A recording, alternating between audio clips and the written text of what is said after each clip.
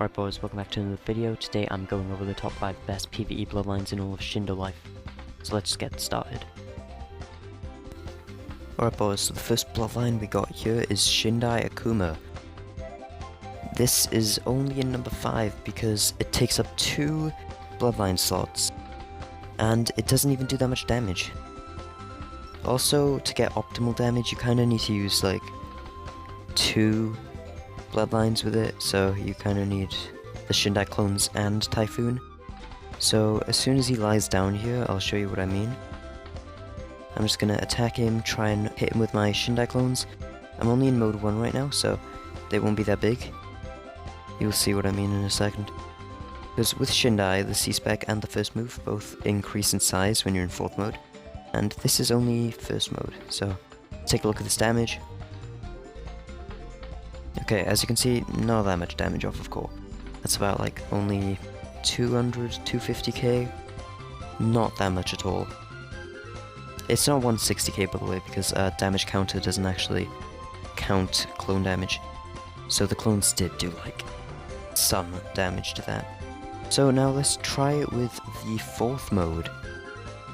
Wait until he lies down again. I think he's roaring. Yeah, he's about to lie down. Let's run after him. Now watch, the clones will be bigger and they will also do more damage. Here we go. D-Spec, first move, Typhoon. And if I'm being honest here guys, Typhoon doesn't even make that big of a difference. But as you can see right there, Typhoon only did 96k, and the clones, they did about 600k.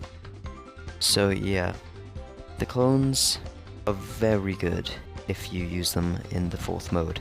If you don't have 4th mode, don't bother using Shindai. Maybe try level it up a bit first. Alright, in the number 4 spot we have Lava, not Magma. So the most important bit about Lava is that it's an EKG, and the last move does a decent amount of damage to the bosses. So if I just try and use it, it's similar to the other moves on this list. But yeah, that does about 200k. 25-second cooldown, and you can put in element slots. That's the really main reason why this ranks above Shindai. It does about the same damage really, and it just takes up less slots. The other moves are also usable, but I would not recommend it. I just recommend sticking with this move. I believe if you use it when he's running towards you, it will do a lot more damage, so let's try and time that right. Check how much damage it does.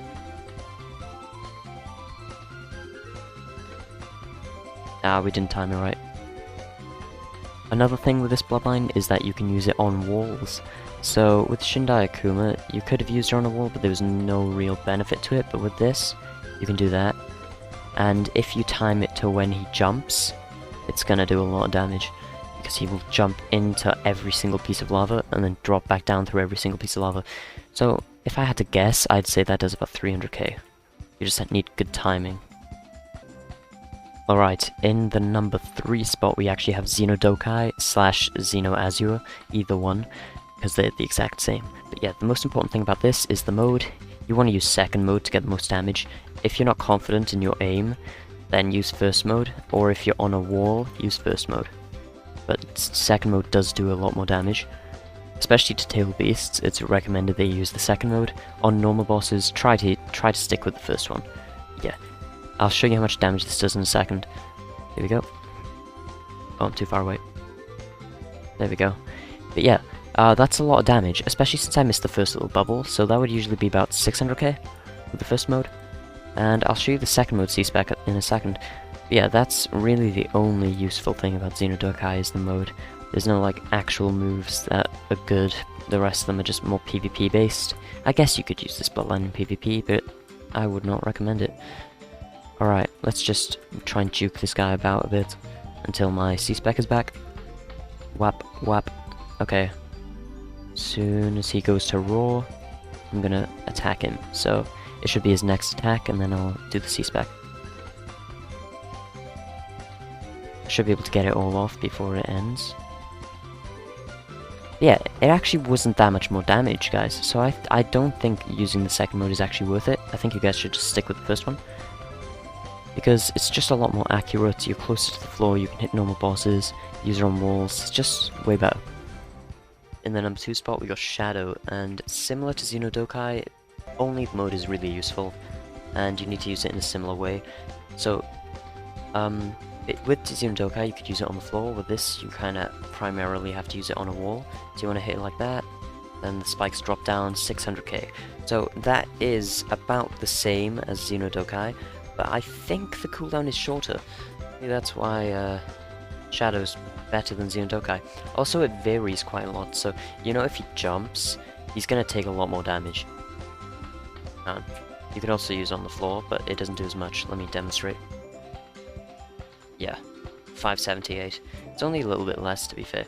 Alright, so in the number 1 spot, we actually have Apollo Sand. Now, as far as I'm aware, I only really use the mode and the third move. The third move is very similar to Shadow. Let me just give you an example. Example use real quick. Here we go. Oh, he's lying down. But yeah. I think it's like the same as Shadow. Yeah, it's the same.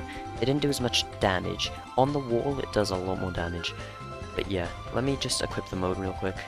Because the mode is actually decent for killing bosses as well. So it's kind of like a 2-in-1 kind of thing. So you have the mode and you have the actual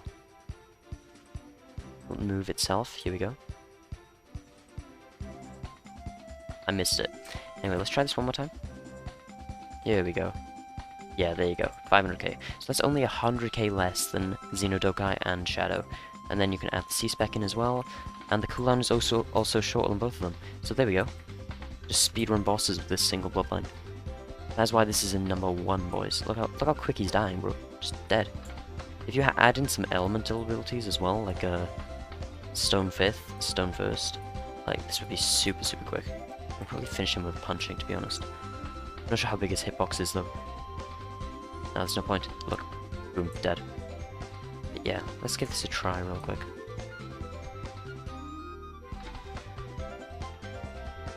You know what? It's decent, okay? It doesn't do as much, but it is decent. And let's do the third move. I think most of those missed. So let's switch walls so I have more room to go back. Here we go. Let's try it from like this height. This should work. If he doesn't run away. I had to jinx it, didn't I? Okay, let's give it one more try. Here we go. And 200k. It's not that bad for killing normal bosses, but tailed beasts are kind of the bosses you want to go for anyway. And using the C-Spec on the wall does no damage. It's odd. But yeah. So basically, if you use the C-Spec mixed with the last move, it would do about 300k, which is not as good as Xenodokai or Shadow, but the fact that this thing can just speedrun tailed beasts makes it a much better PvE bloodline in my opinion, because I'm pretty sure tailed beasts give more XP. Or, well, you know, because they have more HP and stuff. So just having this single bloodline just to sweep tailed beasts is very useful. For normal bosses, if you're just doing like normal bosses, like you're a noob or something, Xenodokai or Shadow would work just fine. Xenodokai is probably better for the normal bosses, because it's a lot easier to hit, and you don't have to mess up the timing or anything. So yeah, I'd recommend Xenodokai for normal bosses, but Apollo Sand definitely for like tail beasts and stuff. That includes like Gen 3s. If you're trying to like get a Gen 3, an Eisden Mask or whatever, definitely go for Apollo Sand. And if you have multiple bloodline slots, or you just want to use full PvE set, do Apollo Sand with Shadow. Alright boys, if this helped you at all, make sure to subscribe and leave a like, and if you disagreed with anything or I forgot something, just go into the comments and comment what I missed. And also, if you have any friends who play the game, trying to get good or whatever, make sure to send them this video. It helps the channel and it helps your friend at the same time. Really cool. Alright. Also, I'm doing a giveaway at 2,500 subs, so watch out for that. Turn notifications on. And join the Discord. Bye guys.